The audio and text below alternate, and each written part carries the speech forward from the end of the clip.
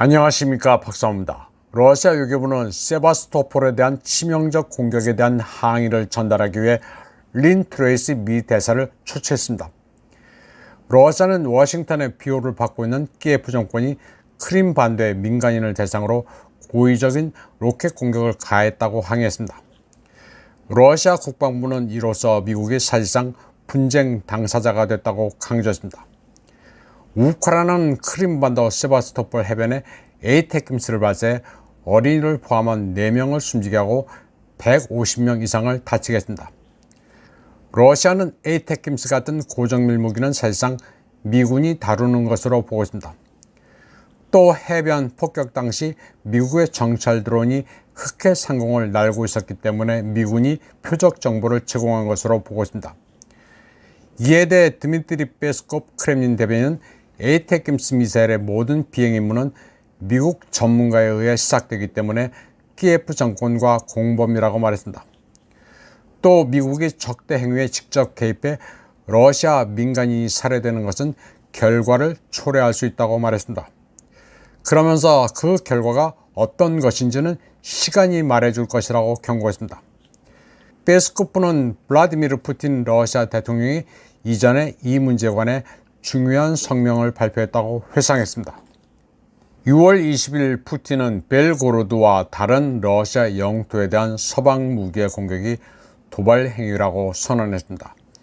그리고 이 문제에 대해서는 추가 연구가 필요하며 러시아는 세계의 다른 지역에 무기를 공급할 권리가 있다고 밝혔습니다.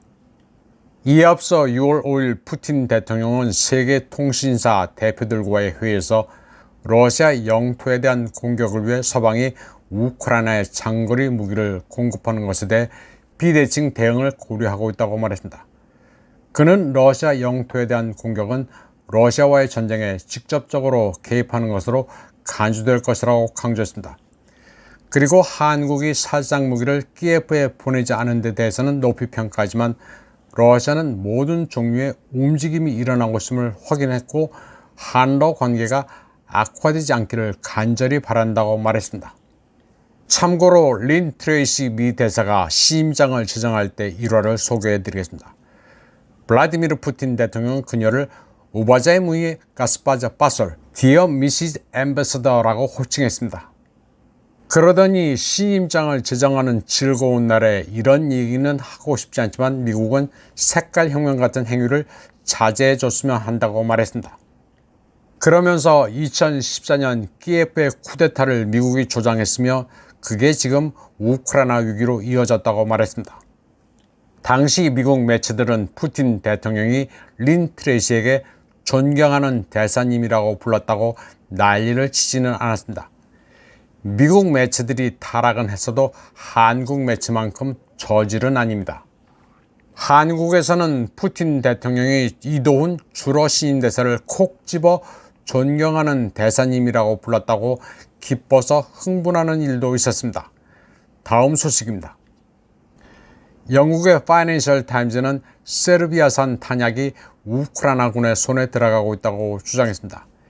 이 매체는 세르비아가 8억 유로 상당의 탄약을 제3자를 통해 우크라이나에 수출했다고 보도했습니다.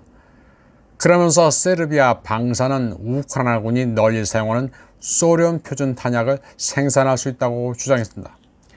친러 국가인 세르비아가 탄약을 우크라이나에 수출한다는 파이낸셜 타임즈 보도에 대해 알렉산더르 부치치 세르비아 대통령은 보도 자체가 거짓이라고 밝혔습니다.